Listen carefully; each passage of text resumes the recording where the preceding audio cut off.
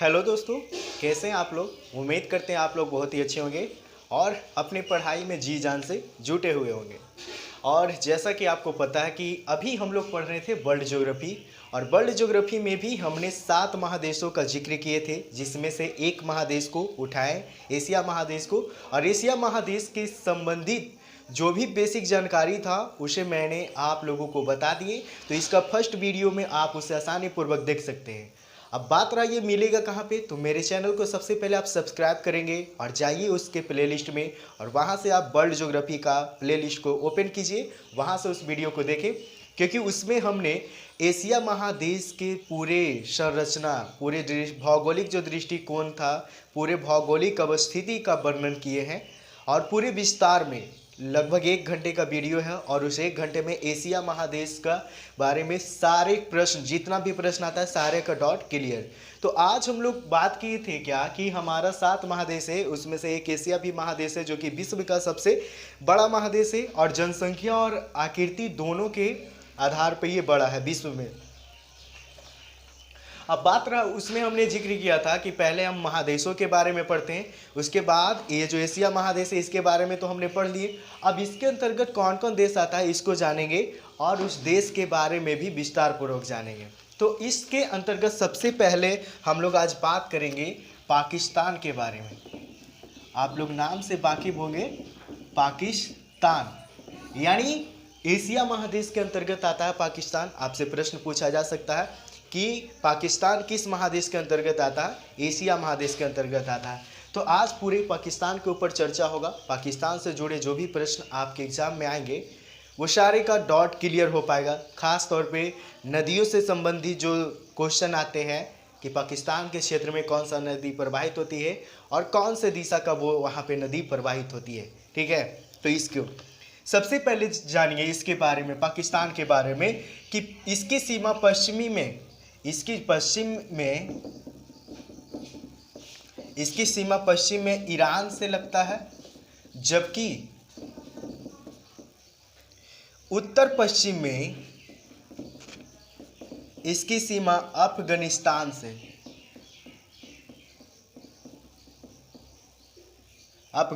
से लगती है, और दक्षिण पूर्व में भारत से,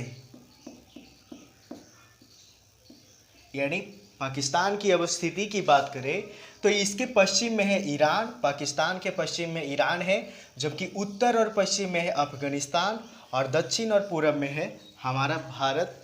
यानी भारत, पाकिस्तान से दक्षिण और पूर्व में स्थित है भारत।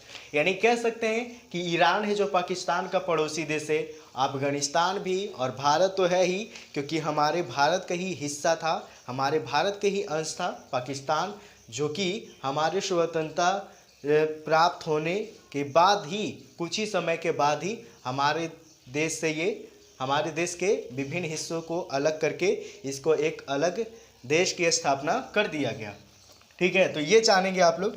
उसके बाद जानेंगे कि इसकी जो मुख्य नदियां हैं,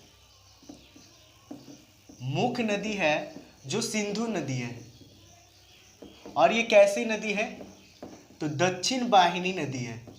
दक्षिण वाहिनी नदी कहने का मतलब है कि दक्षिण की ओर से ये नदी आती है, ठीक है। यानी पाकिस्तान के प्रमुख नदी कौन है, तो सिंधु नदी, जो कि दक्षिणी वाहिनी नदी है। और ये जो सिंधु नदी है, सिंधु नदी को अरब सागर में गिरने, क्वेश्चन आता है कि सिंधु नदी कहाँ पे गिरती है, तो सिंधु नदी पाकिस्तान में अरब सागर के पास गिरती है। और अरब सागर में गिरने से पहले क्या होता है कि इसमें कुछ नदी जैसे झेलम, चिनाब, सतलज, ब्यास और रावी तथा एक और नदी काबुल, ये 6 नदियां उसमें आके मिल जाती है। झेलम, चिनाब, सतलज, ब्यास, रावी और काबुल नदी, ये जो 6 नदियां हैं ये सिंधु नदी को अरब सागर में गिरने से पहले मिल जाती है। तो क्वेश्चन आता है कि सिंधु नदी को अरब सागर में गिरने से पहले निम्न में से कौन सी नदी आकर मिल जाती है? तो इसमें से बहुत सारा ऑप्शन हो सकता है, या तो ये 6 ऑप्शन रहे, या फिर कोई ऑप्शन दे, एक ऑप्शन दे कि इसमें से 6 ऑप्शन नहीं, मतलब 6 नदी, एक ऐसा ऑप्शन रहे जिसमें 6 नदियों का नाम रहे, या फिर ऐसा भी हो सकता है कि बाकी सारे नदी का नाम अलग अलग हो और एक नदी उसमें हो सकता है। ठीक है, तो इस प्रकार से आप लोग ऑप्शन के अकॉर्डिंग इसको चूज कर सकते हैं। ये जो झेलम, चिनाब, सतलज, ब्यास और ये जो रावी नदी है, ये जो 5 नदी है, इस 5 नदी को पंजाब की पंचनद नदी कहते हैं। क्या कहते हैं? पंजाब का पंचनद नदी कहते हैं। यानी पंचनद कहने का मतलब क्या होता है? पंचनद, यानी पंच का मतलब 5 और नद का मतलब नदी। झेलम, चिनाब, सतलज, ब्यास, रावी को पंजाब का पंचनद कहते हैं, और ये सिंधु नदी को अरब सागर में गिरने से पहले उसमें आकर मिल जाती है सिंधु नदी में, और एक काबुल नदी भी। ठीक है, तो ये तो हमने देखा नदियों से जुड़े। अब उसके बाद कहते हैं कि सिंधु और उसकी सहायक नदियों से इतनी नहरें निकाली गई है। सिंधु और इसका जो सहायक नदी, जाहिर सी बात है सहायक नदी क्या होता है, तो किसी बड़ी नदियों में छोटे नदियों को मिलने वाली जो नदी होती है वही उसकी सहायक नदी होती है। यानी उसकी सहायता से उस नदी, जो बड़े नदी का हमने जिक्र किए, उसमें जल सतत वाहिनी होती है। तो सिंधु नदी और उसकी सहायक नदी, तो कुछ सिंधु नदी का सहायक नदी कौन कौन है? झेलम, चिनाब, सतलज, ब्यास, रावी, काबुल, ये सिंधु नदी का क्या है? सहायक नदी है। अब सिंधु नदी और उसकी सहायक नदियों द्वारा इतनी मात्रा में नहर निकाली गई है, खासतौर पे पाकिस्तान में, कि इसीलिए इसके नहरों का देश कहा जाता है। क्या कहा जाता है? नहरों का देश कहा जाता है। क्वेश्चन आ सकता है पाकिस्तान को क्या कहा जाता है? तो नहरों का देश कहा जाता है। क्यों? क्योंकि पाकिस्तान में एक सबसे बड़ी नदी प्रवाहित होती है जो सिंधु नदी है, और उसकी कुछ सहायक नदी है। इसके द्वारा इस नदियों में से इतनी मात्रा में नहरें निकाली गई है जिससे पूरे पाकिस्तान में नहरों का जो संख्या है वो उसकी वृद्धि काफ़ी मात्रा में हुई है। इसी कारण है, यही कारण है कि पाकिस्तान को नहरों का देश कहा जाता है। और आपको पता है कि पाकिस्तान का जो मतलब क्या है, ये कृषि है। पाकिस्तान का कृषि लोग, यानी पाकिस्तान का जो किसान लोग होता है वो वर्षा पे आधारित होता है, लेकिन वर्षा का तो बहुत अभाव होता है। तो वर्षा के अभाव होने के कारण भी यहाँ पे अच्छे फसल उपजाया जाता है, क्योंकि यहाँ पे नहरों की संख्या अत्यधिक है। तो इसी नहरों के द्वारा वहाँ पे अत्यधिक मात्रा में खेती की जाती है, और वर्षा का अभाव को महसूस होने नहीं देती है। क्यों? क्योंकि यहाँ पे नहर ज़्यादा है। लेकिन हमारे भारत में इतनी नहरें नहीं है।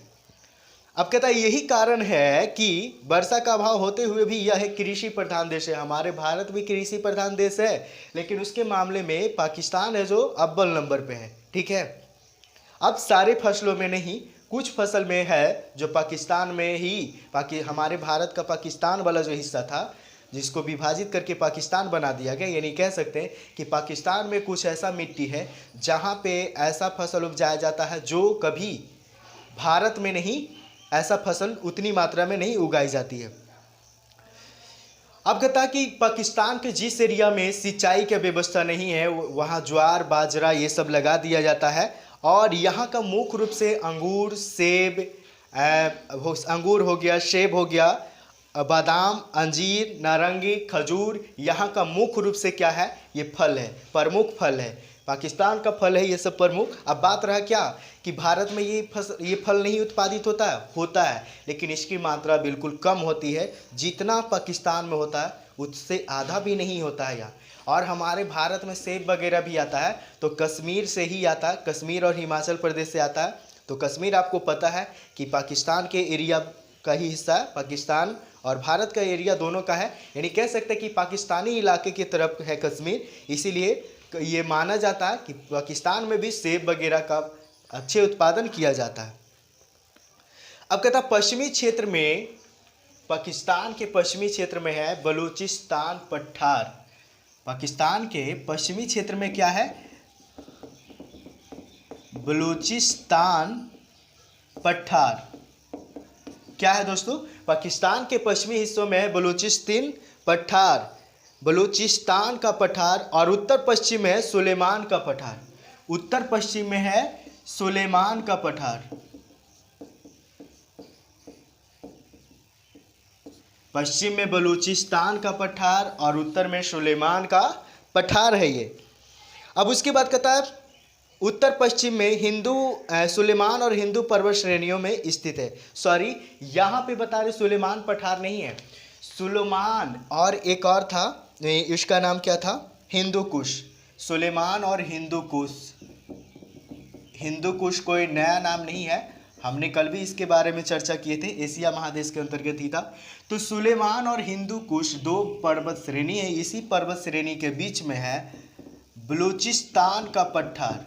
ठीक है, बलूचिस्तान का पठार, जबकि हमने बताया थे कि विश्व का सबसे ऊंचा पठार है तिब्बत का पठार, जो हिमालय और क्योनलुन पर्वत श्रेणियों के बीच में अवस्थित है। लेकिन बलूचिस्तान का पठार पाकिस्तान वाले हिस्से में है और ये दो बड़े बड़े पर्वत श्रेणी सुलेमान और हिंदू कुश पर्वत श्रेणी के बीच में है बलूचिस्तान का पठार। आप लोग कंप्लीट करेंगे इसे। उसकी बात करता है कीर्थर और तिरचमी।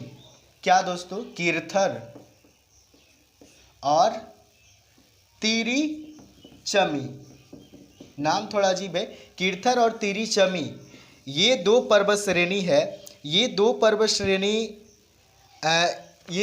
श्रेणी है। इसके बाद एक और पर्वत श्रेणी है हिंदू कुश श्रेणी। हिंदू कुश श्रेणी ये पाकिस्तान के इलाके में पड़ता। कहता कीर्थर, तरिचमी और हिंदू, यहाँ का हिंदू कुश यहाँ का सर्वोच्च श्रेणी है। सर्वोच्च पर्वत श्रेणी कहने का मतलब सबसे ऊंचा पर्वत श्रेणी। पाकिस्तान का सबसे ऊंचा पर्वत श्रेणी सुलेमान, हिंदू कुश और ये कीर्थर, तिरियमी और हिंदू कुश, ये तो बताए ही। उसके बाद कहता है इसमें 3 प्राकृतिक दर्रे हैं। ये जो क्या बता रहे थे, पर्वत श्रेणी में 3 प्राकृतिक दर्रा है और इसमें पहले दर्रा का जो नाम है वो क्या है, पहले दर्रा का नाम आप लोग जानेंगे। पहले दर्रा यानी कि पहले द्वार कह सकते हैं। यहाँ पे 3 प्राकृतिक द्वार या दर्रे जिसको बोलते हैं खैबर, बोलन और गोमल। क्या, पहला खैबर दर्रा और दूसरा है बोलन और तीसरा है गोमल।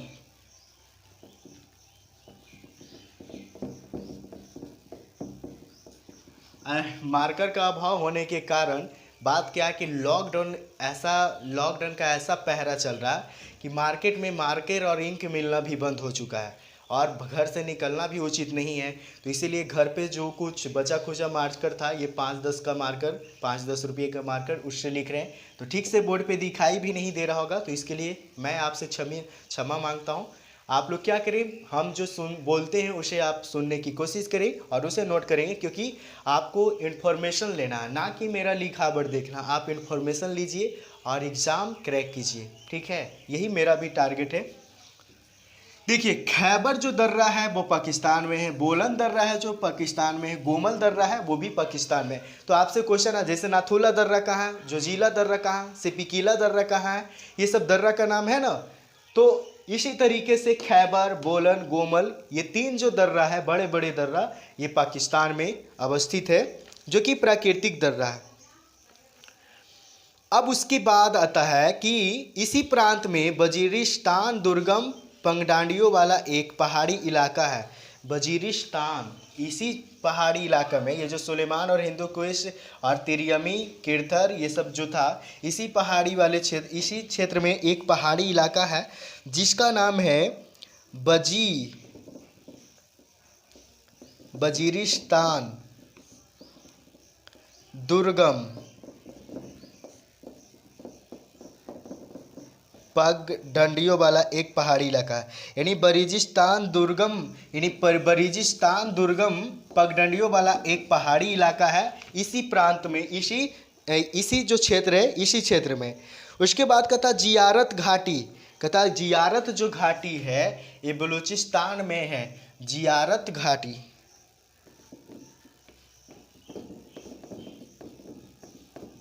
जियारत घाटी कहाँ है, तो बलूचिस्तान, जो कि पाकिस्तान का एक पठार है। और ये किन 2 पर्वत श्रेणियों के बीच, तो सुलेमान और हिंदू कुश के बीच में अवस्थित है। कौन, बलूचिस्तान पठार। और बलूचिस्तान पठार में ही अवस्थित है जियारत घाटी। ठीक है, क्या अवस्थित है, जियारत घाटी। उसके बाद कहता है पाकिस्तान की जलवायु विषम है। पाकिस्तान की जलवायु विषम है। विषम कहने का मतलब यहाँ पे आप ये समझेंगे, इसको नोट कीजिए, थोड़ा मिटाते हैं थोड़ा सा बस। देखिए इसको पानी से भिगाना पड़ता है क्योंकि ये जो मार्कर है वो इजीली नहीं मिट पाता है इसकी लिखावट, इसलिए मिटाना इसको पड़ता है। अब इसको सुखाने में थोड़ा टाइम लगता है। अजीबोगरीब समस्या चल रहा है, ठीक है। तो अजीबोगरीब समस्या चल रहा है, तो इसके लिए सॉरी। आप लोग को भी थोड़ा कोऑपरेट करना होगा क्योंकि मैं कुछ जो बुनियादी भी सुविधा है वो भी मैं आप लोगों को नहीं दे रहा हूँ। तो अजीबोगरीब किस्मत है यार, कुछ बुनियादी जो सुविधाएं वो भी मैं आप लोगों के लिए नहीं उपलब्ध कर पाता हूँ, लेकिन सबसे बड़ी सुविधा शिक्षा का वितरण हम कर रहे हैं आप लोगों के बीच। अगर आप लोगों में भी कोई हुनर है पढ़ाने के जज्बा या कुछ भी करने का, तो आप लोग जरूर उसे दिखाएं। तो क्या बता रहे थे कि पाकिस्तान की जलवायु विषम है। इसका मतलब क्या है? पाकिस्तान का जो जलवायु है वो कैसा है? विषम है। जैसे आता है ना कि हमारे भारत का जलवायु कैसा है, तो हमारे भारत का जलवायु है जो मानसूनी पे आधारित है। मानसूनी पे आधारित कहने का मतलब होता है कि यहाँ का भारत एक कृषि प्रधान देश है, लेकिन यहाँ पे 75% जो जनसंख्या है वो क्या है? कृषि पे ही निर्भर है, और वो अपना कृषि कोई झील और झरना के द्वारा नहीं करता बल्कि मानसून पे निर्भर होता है, ठीक है। उसी प्रकार से पाकिस्तान का जो जलवायु है वो विषम है। विषम कहने का मतलब है कि यहाँ ग्रीष्म ऋतु में क्या होती है? अति गर्म होती है, जबकि शीत ऋतु में बहुत ही ठंडा। आपको पता है कि कश्मीर जो इलाका है वो पाकिस्तान में भी पड़ता है और ये हिंदुस्तान में भी पड़ता है, तो वहाँ पे सबसे ज़्यादा बर्फीली इलाका है। तो वही बर्फीली इलाकों के प्रभाव से ही पाकिस्तान वाले क्षेत्र में क्या होता है कि जब गर्मी का मौसम आता है तो अत्यधिक गर्मी वहाँ पे महसूस होता है, और जब ठंडा का मौसम आता है तो बहुत ज़्यादा ठंडों से झेलना पड़ता है। तो इसीलिए इसको बोला गया विषम परिस्थिति। यानी पाकिस्तान का जलवायु कैसा है? तो विषम है, यानी अपोजिट है। अपोजिट कहने का मतलब क्या है कि जब गर्मी होगा तो बहुत गर्मी, ठंडा होगा तो बहुत ठंडा, ठीक है। ये हो गया इसका। शीत ऋतु में यहाँ पे बहुत ठंडी पड़ती है। अब कहता बंगाल की खाड़ी से चलने वाला आर्द्र मानसून यहाँ पहुँचते पहुँचते शून्य हो जाता है। बंगाल की खाड़ी आपको पता है कि हमारे उत्तरी गोलार्ध में अवस्थित है, एकदम उत्तरी क्षेत्र में अवस्थित है, और पाकिस्तान है जो थोड़ा पश्चिमी पड़ जाता है, और थोड़ा क्या बहुत पश्चिमी पड़ जाता है। तो बंगाल की खाड़ी में जो उत्पन्न होती है आर्द्र मानसून, उसको पाकिस्तान तक पहुँचते पहुँचते वो बिल्कुल खत्म हो जाती है। तो बात कर रहे थे कि बंगाल के खाड़ी से जो उत्पन्न होती है आर्द्र सुनामी, आर्द्र जो भी मानसून होता है, तो वो आर्द्र मानसून है जो पाकिस्तान के एरिया में पहुंचते पहुंचते वो शून्य हो जाता है, यानी कि समाप्त हो जाता है। जबकि अरब सागर से चलने वाले जो मानसून होता है वो यहाँ तक पहुँच ही नहीं पाता। अरब सागर तो और पाकिस्तान से दूर हो जाता है, तो वहाँ से चलने वाली जो मानसून जो हवाएं होती है वो यहाँ पे पहुँच नहीं पाती है। तो जब मानसून हवाएं ही नहीं चलेगी तो वर्षा का संभावना ही व्यतीत नहीं हो सकता है। लेकिन यहाँ पे थोड़ी बहुत सर्दी में क्या होता है कि भूमध्य सागर द्वारा जो मानसूनी हवाएं चलती है उसी के द्वारा हल्के मात्रा में यहाँ पे बारिश होता है। तो किस मौसम में? शीत ऋतु में होता है, क्योंकि शीत ऋतु में भूमध्य सागर में क्या होती है कि जल की मात्रा बहुत बढ़ जाती है। यही कारण है कि वहाँ पे ठंडी ठंडी हवाएं चलती है, क्योंकि वो बर्फीली इलाका है। तो ठंडी हवा चलने के कारण वहाँ का मानसून पाकिस्तान वाले एरिया तक आसानी पूर्वक पहुँच पाता है, और उसी के द्वारा हल्की मात्रा में बारिश की संभावना होती है। अब कहता है कि कहूटा है जो परमाणु शक्ति का केंद्र है पाकिस्तान का। कौन? परमाणु शक्ति का एक केंद्र है। कौन सा? कहूटा। क्वेश्चन आपसे आ सकता है कि पाकिस्तान का परमाणु शक्ति केंद्र कहाँ पे स्थित है? तो कहूटा। और ये कहूटा है कहाँ? तो जाहिर सी बात है हम लोग पाकिस्तान के एरिया के बारे में चर्चा कर रहे हैं, तो पाकिस्तान में ही होगा। और पाकिस्तान किस महादेश में? तो एशिया महादेश के अंतर्गत ही आता है। उसी तरीके से हम लोग भारत, चीन, जितना भी एशिया महादेश में देश आएगा सबसे पहले उसको देखेंगे। उसके बाद आगे हम लोग देखेंगे यूरोप का जो महादेश होता है वो। उसके बाद ये तो हमने देखा कि परमाणु शक्ति केंद्र यानी पाकिस्तान का सबसे बड़ा परमाणु शक्ति केंद्र कहोटा में अवस्थित है। और कराची, कराची आप लोग नाम सुने होंगे, कोई पहला नाम नहीं है, हिस्ट्री में भी पढ़ना है, 9, 10, 6, 7 न्यूज़ वगैरह में भी हम लोग सुनते हैं। कराची है जो पाकिस्तान का सबसे बड़ा नगर है, सबसे बड़ा नगर पाकिस्तान का क्या है। क्वेश्चन आता भी है, आपके पास 4 ऑप्शन दे देगा, बोलेगा निम्न में से कौन पाकिस्तान का सबसे बड़ा नगर है, या फिर दे देगा कराची, बोलेगा कराची निम्न में से कौन से देश में है। आपके पास 4 ऑप्शन दे देगा, नेपाल दे देगा, श्रीलंका दे देगा, भूटान दे देगा, उसके बाद एक दे देगा पाकिस्तान भी। तो आपको पाकिस्तान में टिक आउट करना, क्योंकि कराची जो है पाकिस्तान का एक सबसे बड़ा नगर है। जिस तरीके से हमारे भारत में मुंबई है, कोलकाता है, ये सब बड़े बड़े नगर हैं, उसी तरीके से कराची भी है जो पाकिस्तान का सबसे बड़ा नगर है। जबकि इस्लामाबाद की बात करें, क्या इस्लामाबाद, इस्लामाबाद पाकिस्तान की राजधानी है। हमारे भारत का राजधानी है दिल्ली, दिल्ली बोलना उचित नहीं है, नई दिल्ली, क्योंकि दिल्ली और नई दिल्ली दोनों में डिफरेंस है। दिल्ली एक होता जो पुरानी दिल्ली था, उसको सिर्फ दिल्ली हम लोग बोलते हैं, नई जो दिल्ली है वो अलग है, यानी वहाँ से बहुत दूरी पड़ता है, लगभग 40-50 किलोमीटर का डिफरेंस होता। तो सिर्फ दिल्ली बोलना उचित नहीं है, आपके ऑप्शन में भी सिर्फ दिल्ली नहीं रहता, नई दिल्ली रहता। तो इस्लामाबाद है जो पाकिस्तान का राजधानी है, क्योंकि आपको पता है कि पाकिस्तान पूरी तरीके से इस्लामवादी है, वहाँ इस्लाम धर्म का मानने वाला लोग हैं। उसके बाद चीन के साथ ये क्या बता रहे थे, ये इस्लामाबाद राजधानी और कराची सबसे बड़ा नगर, परमाणु शक्ति कहोटा। उसके बाद कुछ और भी नगर है, जैसे लाहौर हो गया, हैदराबाद। अब हैदराबाद 2 है, एक भारत में भी हैदराबाद पड़ता है और एक पाकिस्तान में भी हैदराबाद पड़ता है। तो कंफ्यूज नहीं होना है, आप ये मत बोलेंगे कि हम लोग हैदराबाद हैदराबाद भारत में यूज करते हैं तो इसका मतलब है कि पाकिस्तान में ही हैदराबाद है। नहीं, पाकिस्तान में भी हैदराबाद है और भारत में भी एक हैदराबाद है, ठीक है। और लाहौर, लाहौर आपको पता है कि लाहौर में ही पंडित जवाहरलाल नेहरू, हमारे स्वतंत्र भारत के प्रथम प्रधानमंत्री जी के द्वारा 14 अगस्त 1947 को सबसे पहले लाहौर में ही झंडा फहराया गया था, तिरंगा झंडा। तो लाहौर भी काफ़ी प्रचलित स्थान है पाकिस्तान का, जहाँ पे अनेक सभ्यताएं देखने के लिए मिला है। और सभ्यताएं आपको बताए थे कि एशिया का जितने भी नदी है वो सभ्यताओं का पालना है। पालना कहने का मतलब होता है झूला, यानी कि यहाँ पे जितना भी सभ्यता हुआ, जैसे कि हिंदू घाटी सभ्यता या फिर हड़प्पा सभ्यता, फिर मेसोपोटामिया का जो सभ्यता था, वो सारे किसी न किसी नदी के किनारे ही हुआ है। इसीलिए यहाँ के नदियों को क्या कहा जाता है, सभ्यताओं का पालना कहा जाता है।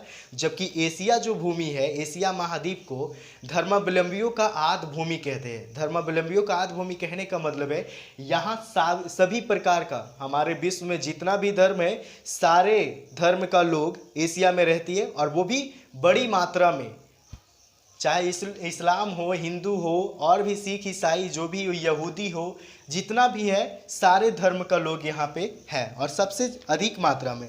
अब चीन के साथ मिलकर पाकिस्तान क्या कर रहा है, एक बंदरगाह का निर्माण कर रहा है। किसके साथ मिलकर, चीन और पाकिस्तान मिलकर,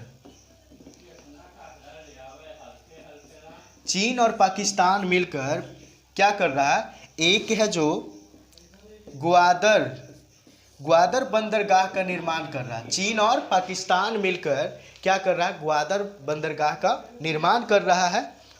और 28 दिसंबर 2016 से, कब, 28 दिसंबर 2016 से क्या हो रहा है कि पाकिस्तान में चीन की सहायता से चरमा 3 परमाणु ऊर्जा, चश्मा 3 परमाणु ऊर्जा संयंत्र का निर्माण किया जा रहा है, ठीक है। तो क्वेश्चन आ सकता है कि चश्मा 3 परमाणु ऊर्जा संयंत्र का केंद्र किसके द्वारा निर्माण किया जा रहा है, तो चीन की सहायता से कर रहा, कौन कर रहा, पाकिस्तान। कब से किया जा रहा, तो 28 दिसंबर 2016 ईस्वी से ये इसकी प्रक्रिया शुरू हो चुकी है।